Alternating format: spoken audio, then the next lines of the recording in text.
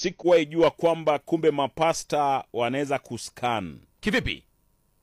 Kumbe mapasta Ndio wanaweza kukuscan. Ndio. Pastor Ezekiel Ehe. anascan waumini wake. Kivipi? Kabla uoe, unapeleka mchumba wako mbele ya Pastor Ezekiel, alafu anatumia macho yake kuscan, na anakuambia bwana, huyu bwanako ama huyu si mke wako. Oh, anascan if it is a match or not. Yes. Okay. Akisha scan sasa, ndio najua vipi. Sasa kuna mtoto wa kike Mgiriki, sijui ni Mjibana, sijui ni mkabila gani, ndio amepeleka mpenzi wake mbele ya Pastor Ezekiel. Pastor Ezekiel akamuona, akamwambia, are you sure you want me to scan? Pastor, tafadhali ni scan. Are you sure? Akasema to scan. Akaambia, bwana, nikiscan hautapenda, kwa hivyo mtoto wangu wacha.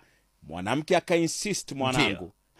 Tukabidi Pastor Ezekiel akaanza kuskani, mwanangu. Baba akaskani. Pastor Ezekiel akascan. Pastor Ezekiel akascan. Tusikie akiscan. Nataka uniscan pamoja na mchumba wangu. Tumetamani sana tufikie mrembo. Bwana Mtu asitamani kunifikia kama nataka kuolewa. Tafadhali. Mtu asiniletee mchumba wake kama nataka kuolewa na kuoa. Tuscan tu. Mtoto ana sauti. Mwanangu. Usitamani niwafanyie skani. Maneno yangu yasikuvunje moyo. Ni sawa. Maneno yangu yasikuvunje moyo, lakini wanashauri watu wasije kwangu scanning kuhusu ndoa. Sababu haya macho yangu hayaoni uzuri. Haya macho yangu hayaoni mume mzuri wala mke mzuri. Haya macho yangu yanaona kasoro iliyoko ndani ya watu. Sasa ukileta mchumba, mimi nitakwambia ile shida alionayo na ile shida uko nayo. Alafu utatuombea. The girl was so determined. Maskini. Sasa mwanangu, Pastor Ezekiel akamwambia, are you sure? Akasema, bwana, tuskani. Sasa Pastor Ezekiel akascan. Wewe watafuta nuru kweli? Utaweza kuishi ndani ya nuru wewe? Nuru? Utaweza? Nuru. Uko na mchumba mzuri, lakini utashare naye wasichana. Pastor Shaskan. Basi niombe ili sishare naye, niwe na mimi peke yangu. Niombe Pastor. Tusishare. Sio kosa lake, si kwamba anapenda wanawake. Wasichana wanampenda. Najua wanampenda sana, lakini ondoa hiyo tamaa yao wengine wamuone. Yaani mimi peke yangu. Umeokoka? Sana, nimeokoka. Sasa ushampa akala na umeokoka, yatakana nivunje uhusiano wenu. Mbona kama kuna scratch hapa? Ngoja turudi nyuma kidogo. Mbona kama kuna scratch? Kuna scratch. Anapenda wanawake, wasichana wanampenda. Najua wanampenda sana, lakini ondoa hiyo tamaa yao wengine wamuone. Yaani mimi peke yangu. Umeokoka? Sana, nimeokoka. Sasa ushampa akala na umeokoka, yatakana nivunje uhusiano wenu.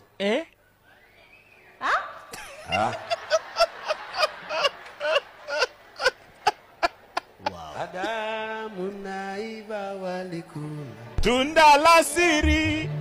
Asante. Sasa yatakana mimi nivunje uhusiano wenu. Alafu uanzishe tena.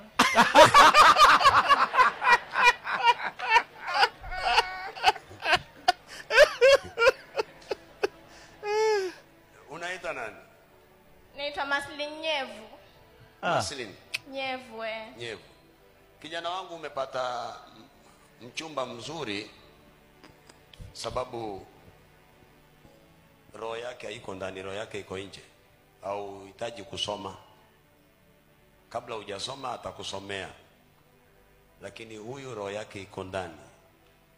Mambo mengi anakupa robo 3/4 ako nazo.